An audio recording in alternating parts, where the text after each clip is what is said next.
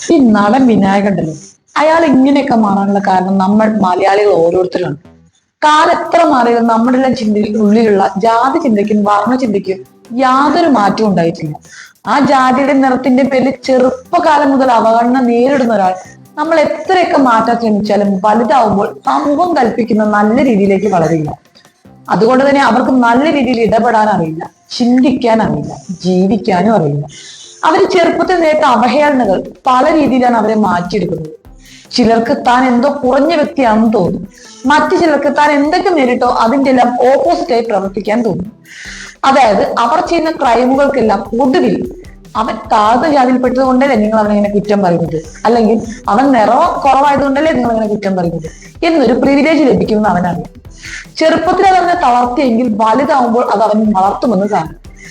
ആകെ നിറഞ്ഞാൽ കുളിരില്ലാത്ത പോലെ അവരത് വീണ്ടും വീണ്ടും ആവർത്തിച്ചു കൊണ്ടേയിരിക്കും. അല്ലാതെ ഈ പറയുന്ന വിനായകൻ എല്ലാവരും പറയുന്നത് പോലെ ജന്മം കൊണ്ട് അങ്ങനെ അവൻ സാധിക്കില്ല.